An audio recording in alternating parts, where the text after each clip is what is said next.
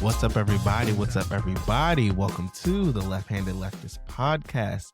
Again, as I always say here at the start, my name is Carlos and I am the host of this wonderful podcast. So today we're going to be talking about haunted housing, and not just the Halloween housing that we're all used to. We're going to be talking about three different news stories about housing. One covering the buying up of residential housing by corporations. We're going to be talking about rent stabilization within a particular city in Maryland. And then we'll also be talking about the quote unquote abundance theory of housing and some of the big money that is behind supporting this. So, you guys, I'm really excited about this housing episode that we have today. Without further ado, let's go ahead and get into it with our first article. Our first article is titled "Wall Street is Killing the Housing Market. Investment giants are buying up homes and pricing real people out of the market. But it doesn't have to be this way." And this is by Garrett Brand, and this comes from Inequality. So the article starts, "There are a few things more important than our homes. Alongside providing our shelter, homes are where we make memories with friends and family, where bonds are formed and strengthened. Unfortunately, the right to a home in America is under threat. Rents have skyrocketed, homelessness is rising, and home ownership is increasingly unattainable for most Americans.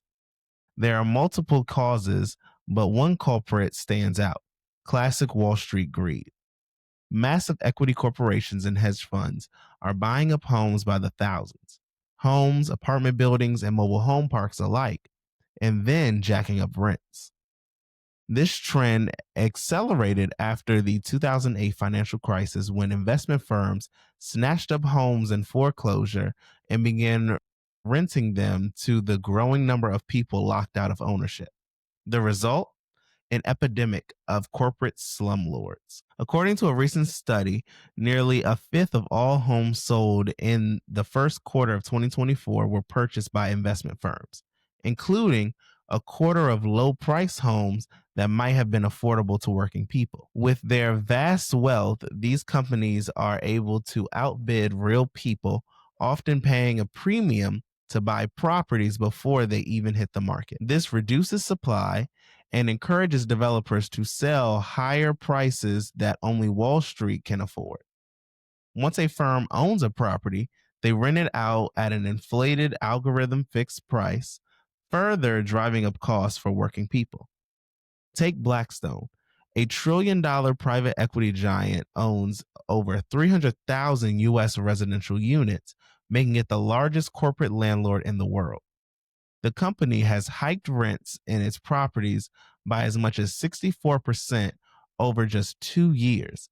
While Blackstone's tenants often can't make rent, CEO Steven Schwarzman now enjoys a net worth of over $50 billion. Let's stop right there for a second. I just want to say that number one more time, that the CEO of BlackRock has a net worth of $50 billion at the same time that the corporation is raising rents on the over 300,000 residential units that they own. This is insane. This is what happens when we live in a capitalist society that continues to allow corporations to buy their way onto the market, be able to take homes away from people, and in turn that they're doing this takes food out of people's mouths. It takes clothes off of people's backs, because people are going to do anything that they need to be able to have shelter. One of the main reasons that I see that we have an exorbitant amount of slumlords, that we have so many people who are sleeping on the streets because they can't afford rent, so many people who have to beg, borrow, and steal just to pay their rent and utility bills, is because we have turned housing into a commodity and into a for-profit business, rather than us looking as a society as housing should be, to make sure people have a place to lay their head that is safe and has a standard of living to it. When you have these corporations who are using AI to be able to set prices, and we even had this in Maryland, where you had the attorney general has actually sued over apartment complexes using AI algorithms to be able to set prices so that there is no competition amongst these landlords. On a separate part, for all those people who talk about how the way capitalism works is because you have a free market and you have corporations competing against each other. This is the direct opposite of what they're saying, because when you allow capitalism to grow, corporations are going to buy up more and more of the market share. And as you see now, with Blackstone owning 300,000 U.S. residential homes, you're going to have, as BlackRock can increase their wealth as a company, they're going to continue to buy more homes so that we have less homes that are just open for sale. We are soon going to have a monopoly of just home ownership, to where no one even owns a home. We're all just renting and continuously in debt. Because we have a society that puts homeowners above renters, you're going to see that whole quote unquote American dream pathway slowly but surely start to erode on everyone, because you're not going to have communities where no one owns anything. No one owns their home. They're all renting, so that the tax benefits, the wealth that people get from being able to finance their homes, to get money, to be able to put their homes up as a collateral, to sometimes pay for things that they may not have the money for. People are no longer going to be able to do that. And as we have a society now, we do not allow renters to claim their rent off of their taxes, which to me is the craziest thing, especially because the apartment owners or just housing owners, they're not able to pay their mortgages and pay their property taxes unless the people who are renting out these homes are paying their rent. So the renters should get some sense of tax cuts back. But unfortunately, we live in a society that is capitalistic, that in oligarchical, which means that we only do things that benefit the richest among us, not society as a whole. So let's finish up the article here. It says, I've seen the impacts of Wall Street assault on our homes firsthand. According to a Georgia State study, my hometown of Atlanta has the highest concentration of Wall Street owned single family homes in the country. In the past 15 years, mega corporations have purchased over 70,000 homes in Atlanta, accounting for over 30% of all single family rental properties in the city.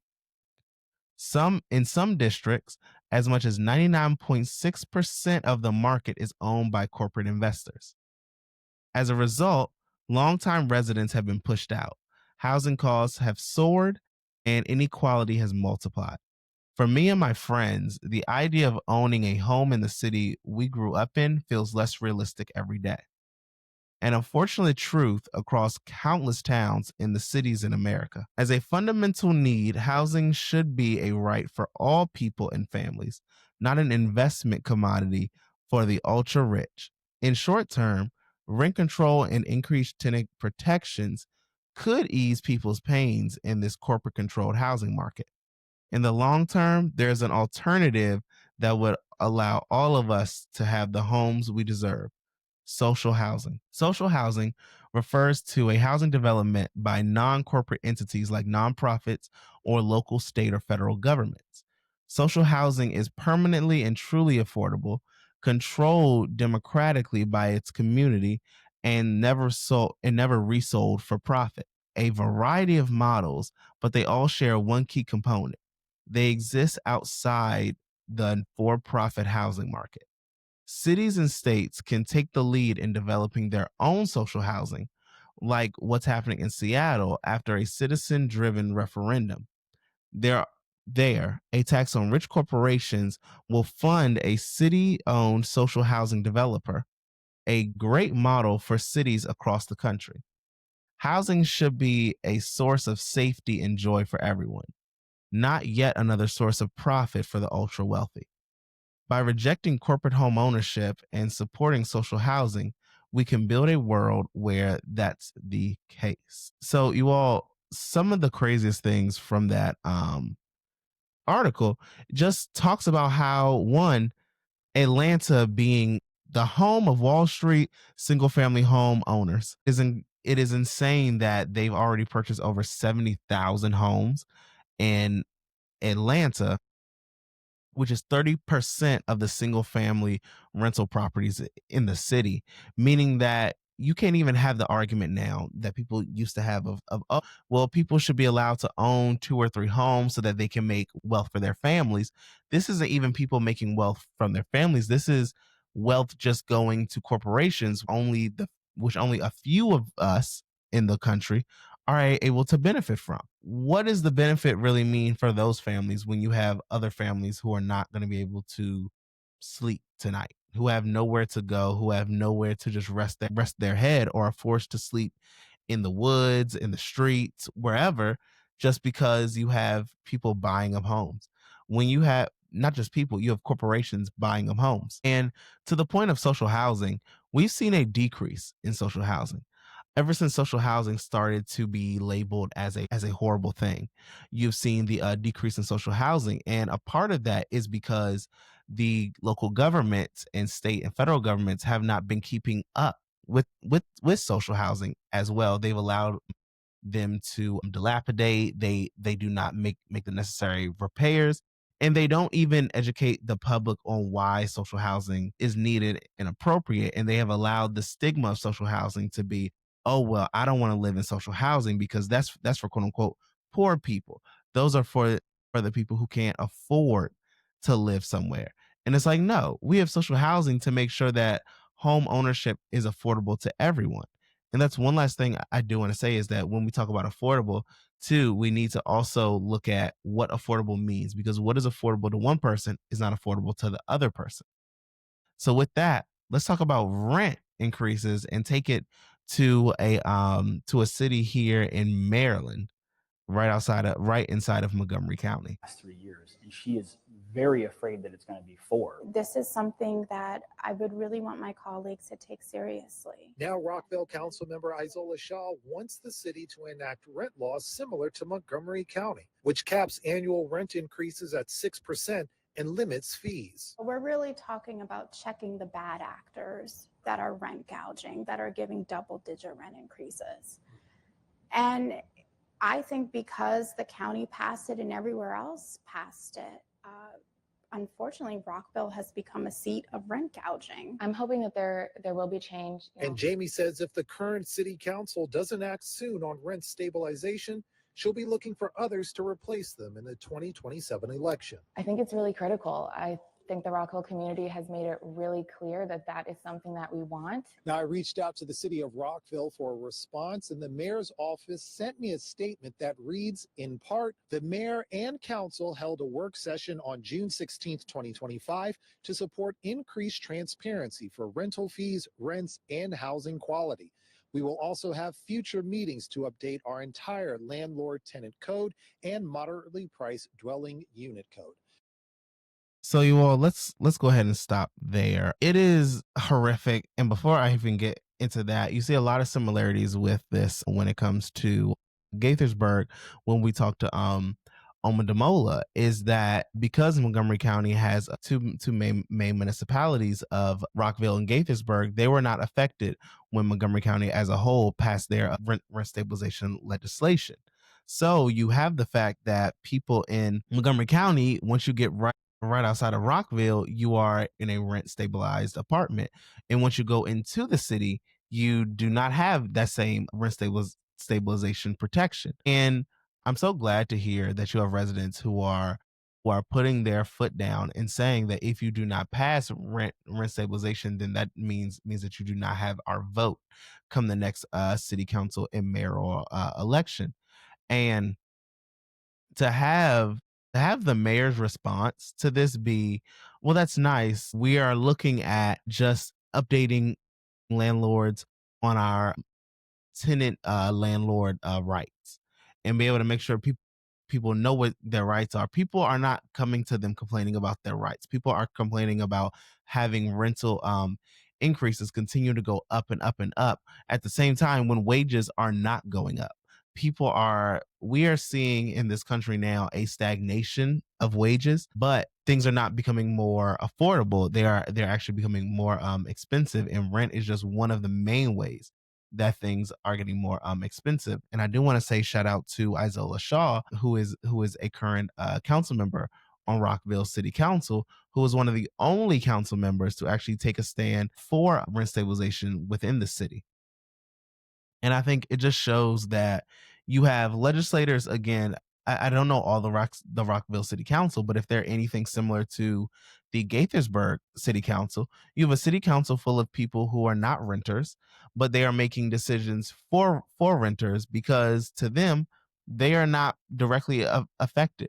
To them, if they vote down, which Rockville and Gaithersburg have done, have voted down rent stabilization, the people sitting on the dais know that it's not going to affect them in the long run and that they can do whatever they want to do. So with this all happening, we kind of see that they can do what they want to do.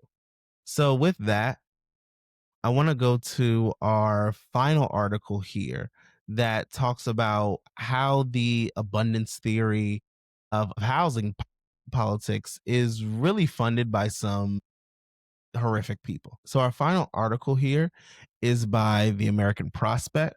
It's titled The Abundance Agenda, Neoliberalism's Rebrand. The new centrist push to regain control of the Democratic Party with corporate money. And this is by Dylan Guyach Lewis. It starts by saying the past few years have been a widespread move away from free market dogma as policymakers search for new economic perspectives. The election of Joe Biden in 2020 proved to be a crossroads for economic orthodoxy. For the first time in more than a quarter century, a Democratic administration did not entrust its economic policy exclusively to adherents of Robert Rubin's philosophy, for whom the solution to any economic issue was usually be less of a Democrat. Instead, the Biden-Harris administration trusted progressives as a coalition partner rather than an electoral faction that had to be dealt with, not worked with. The Biden administration attempted true industrial policy for the first time in over a generation, rekindled enforcement of the Sherman Antitrust Act, and didn't shy away from stimulating the economy when it was foundering. And while Biden's term has been a rousing success on most macroeconomic policies, the electoral loss turned in part on global inflation and the rollback of the temporary pandemic safety net. Progressives' increasing power within Democratic politics has caused some moderates to become enraged that they're now expected to settle for the position of senior partner and being denied near total control. Enter the quote abundance agenda, an attempt to generate new messaging for a new political era in which neoliberalism has fallen rapidly out of favor. The term has been floating around for years, but has more recently become a rallying cry for a whole array of deregulatory causes. The abundance agenda has also offered shelter to effective altruists who have been searching for a flag to rally around that isn't associated with one of the largest frauds in the world history. The Biden administration has started to usher in a post-neoliberalism with more heterodox ideas competing for acceptance. Abundance is neoliberalism repackaged for a post-neoliberal world. So let's take a pause right there, you all. The article already starts making a lot of claims that personally I and many people of the left would not agree with. In my opinion, Joe Biden was not a progressive president. Was he better than Obama, Trump, Bush? In some respects, yes. Was he also a neoliberal? Was he also not moving forward a progressive agenda when it came to raising the $15 an hour minimum wage? He chose not to raise it. When it came to expanding Medicare to cover hearing, dental, and vision, he did not move that forward either. When it came to ending fossil fuel subsidies, Joe Biden didn't move that legislation through either. Joe Biden was also the president where under his watch the child tax credit went away. You can also blame Joe Biden for the reason that our student loans repayment started as well.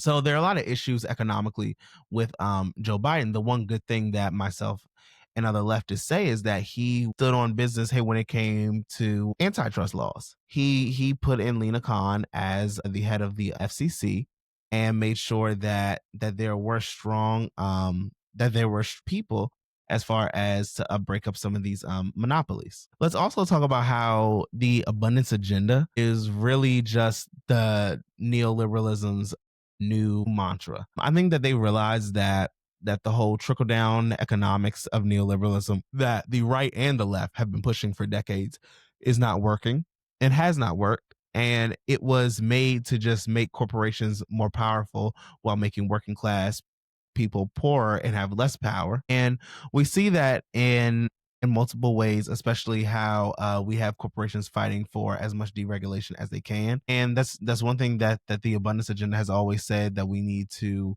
lower regulations on like environmental concerns or labor regulations just to build more housing, and that if we just build more housing, then everything will come down in prices. And in the article, we're going to see that that's not necessarily the case, but also see who are the people who are funding this neoliberal agenda, to show that the reason that this is being propped up by the Democratic Party now is because this is what the donor class wants. So let's continue with the article. What exactly abundance adherents believe varies, of course, but there are a number of precepts: building more housing, producing more energy, and fostering more technological innovation. None of these are objectionable goals.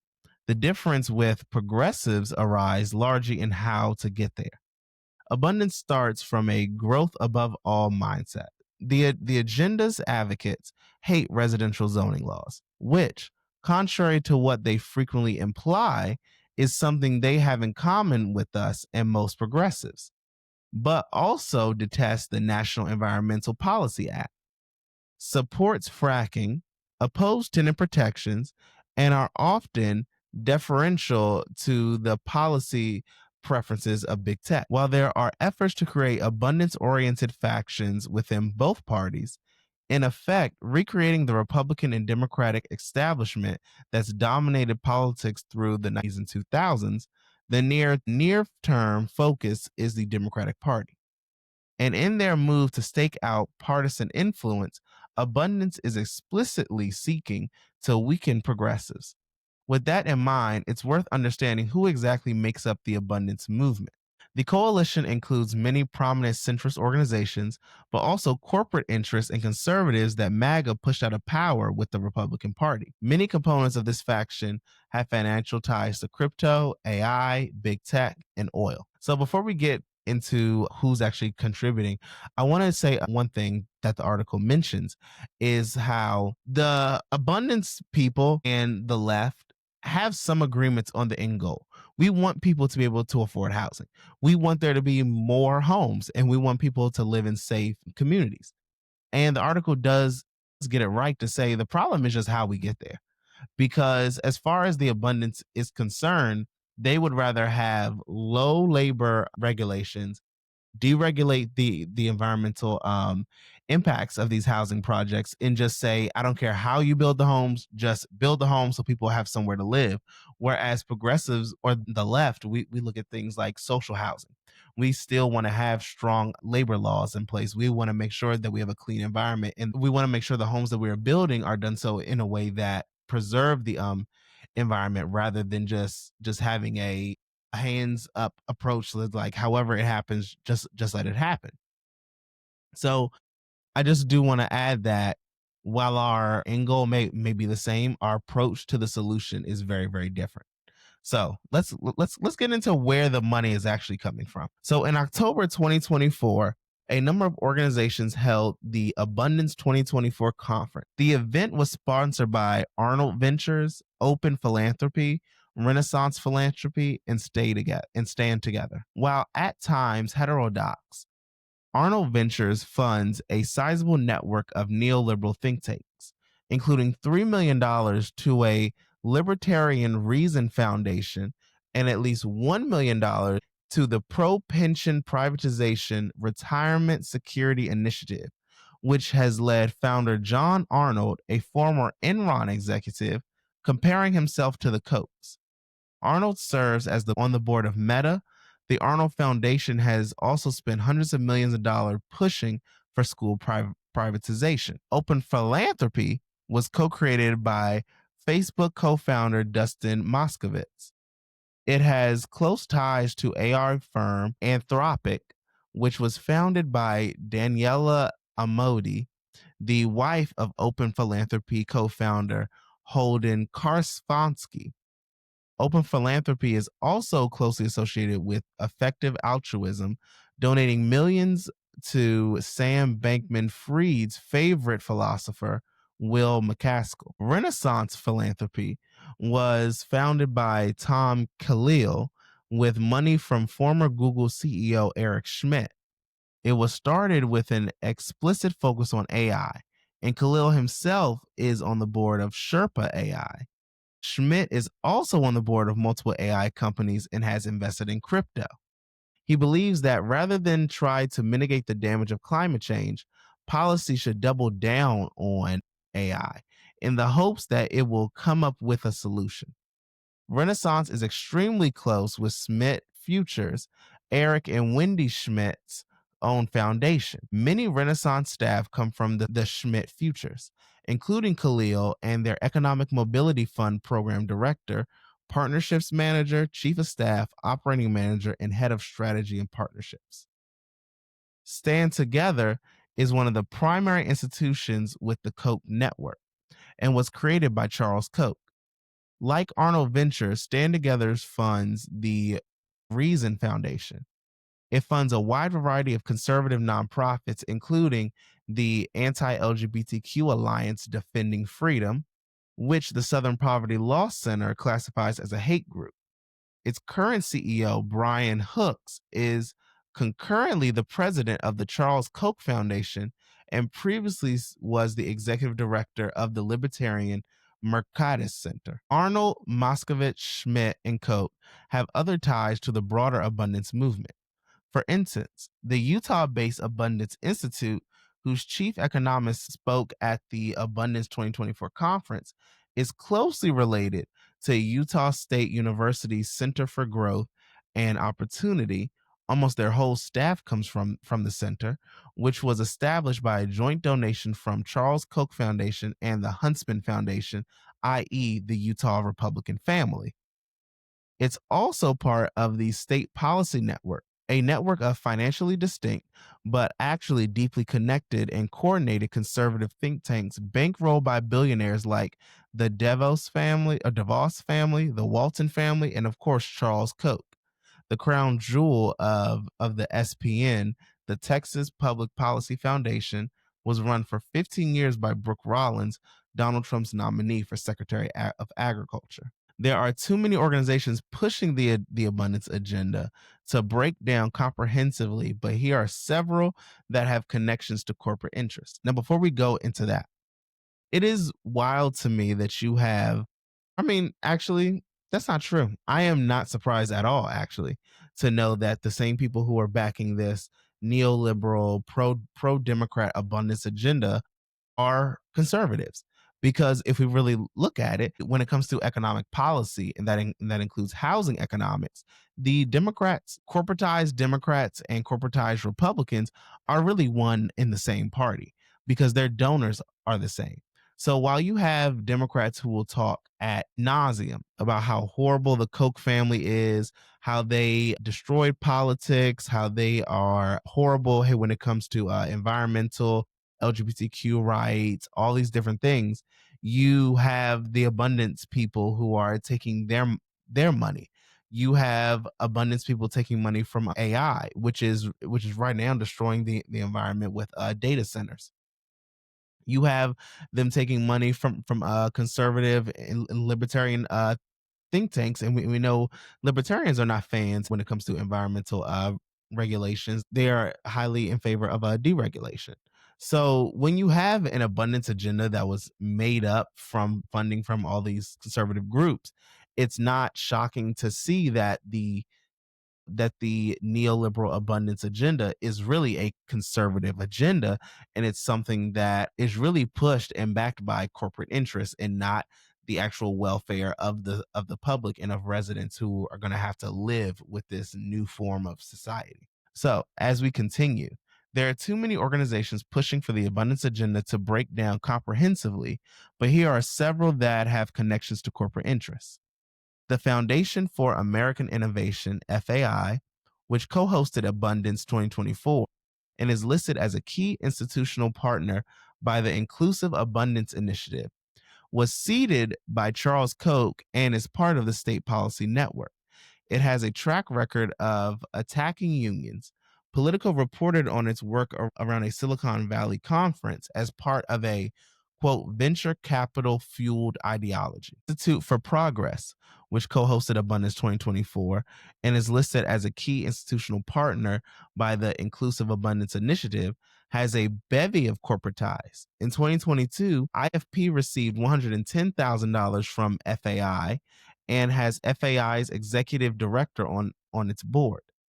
One of the founding funders of IFP was Emergent Ventures, which is a project of the Koch-backed Mercatus Institute at George Mason University. Emergent itself was launched by a grant from Peter Thiel.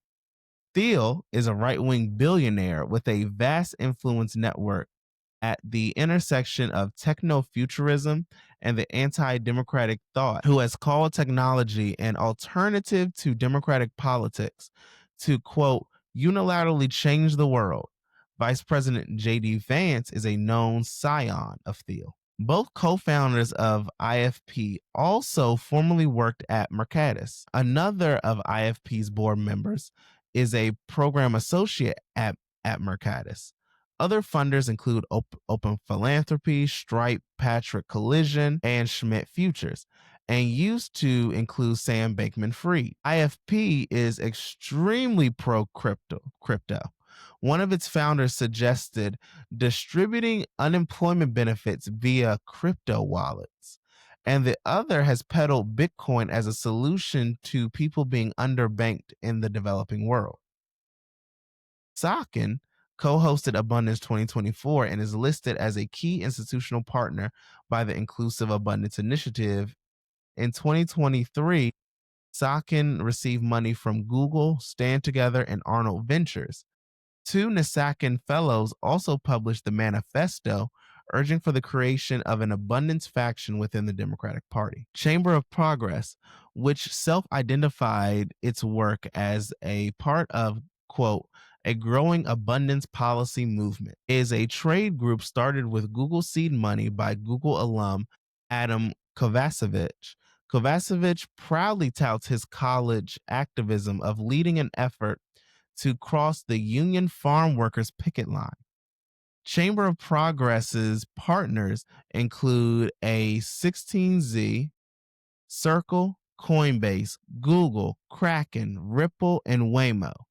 Andreessen Horowitz, or A6Z, is a venture capital firm heavily invested in AI and crypto. Co-founder Mark Andreessen believes that technology is a solution to every problem, and he's also on Meta's board. And before we go into the rest, let's stop here too. And if you've watched the whole thing, you're realizing that a lot of these names about who's funding who are the same people, which means that money is just getting transferred from one organization to one organization to one organization, making sure that everyone has the same ideology, making sure that this is a unified front. And what's even more gross is that you have the Democrats propping up the abundance agenda, when the abundance agenda was funded not just by conservatives and neoliberals, but also union busters. When you have someone who is touting their experience in their activism of having people cross a farm workers picket line, that really shows you what they think about the different carpenters union, electricians, pipe fitters, all these unions that go into building these homes. In their mind, they would like to see them not exist, and that they would probably blame the unions on why housing costs so much more. But one thing that you won't see them do is call out the corporate profit that continues to raise the housing costs. And if you go back to our first article, you won't even see them call out institutes like BlackRock, which are buying up homes, driving up the costs, and then renting them out to people at a much higher rate. So it just shows you who the Democrat and Republicans keep as their bedfellows, but especially because the Democratic Party is the main one who's been pushing the abundance agenda. So the article continues to say the abundance agenda is championed by figures like Ezra Klein, who, with Derek Thompson, will be releasing the book Abundance in the spring of 2025. Matt Iglesias, a Nasakin senior fellow. It's the, quote, liberalism that builds that Klein called for in the New York Times to replace what he decried as, quote, everything bagel liberalism. As the Prospect's David Dayen noted at the time, though growth and building require buy-in from key constituencies to amount to a durable building movement, the abundance faction is eager to sacrifice elements of the Democratic coalition. A key part of Klein-Dayen argument was about not including pro-union conditions in things like semiconductor build-out. Klein and Thompson's forthcoming book will argue that, quote, one generation's solutions have become the next generation's problems. Rules and regulations designed to solve environmental problems of the 1970s often prevent urban density and green spaces and green energy products that would help solve environmental problems of the 20s. In other words, the abundance faction argues that overregulation is the biggest issue standing in the way of progress. That's certainly true in some instances. Again, we're anti-restrictive zoning, but it's not true across the board. Moreover, it fails to recognize the role of powerful incumbents who seek to limit abundance for their own purposes. Skipping regulatory approvals is certain to speed up building timelines, but it will not do anything to ensure we aren't falling for the same trap Klein focuses on, creating the next generation's problems. Cities can and should be a lot denser, and that can be done without doing away, for example, the Americans with Disabilities Act or ADA. That's not to say the abundance advocates would oppose the ADA or fire code, although libertarians have long been troubled by the ADA. But it is to say that there are important trade-offs whenever you look to deregulate. A big part of why neoliberalism needs to be repackaged is because of how deregulation made people's lives worse and failed to deliver promised gains from its focus on growth. That's especially true for people on the lower socioeconomic ladder who cannot literally or figuratively self-insure themselves away from the downsides of deregulation. We're living in a time where bipartisan enactment of agencies like the EPA seems unimaginable. So we should take a careful approach to eliminating regulations since we might not ever be able to restore them. Democrats may want to be wary before doing neoliberalism redux, especially if this time it includes crypto and AI. So, you all, with that, it really shows that the people putting forward this neoliberal agenda of abundance aren't really doing it for a sense of wanting to see a better community. They're doing it in a sense of money. It is being supported by the same corporations who want us to become just all around renters. They want to just increase their profits and they do not want to actually invest in their communities. And to me, it really shows by the people who are funding this agenda. When you have anti-environmentalists, when you have anti-unions, and when you have pro cryptocurrency and AI people, it just shows that they are doing it with themselves as the elite in mind, without the thought process of what's this going to actually do to society and the members of society who have to pick up the pieces when everything is done. And one thing else I'll say with deregulation is it's insane to think that we just cut all of these environmental regulations, because what's going to happen when you have more pollution in the cities, or we start building homes next to highways, and now you have people who are suffering from asthma and other detrimental effects and having all of these health problems that, let's say these homes were for sale and people could buy them and sell them, you're going to have no one being able to sell their homes, because who wants to buy a home next to a highway where your rate of asthma is going to go up?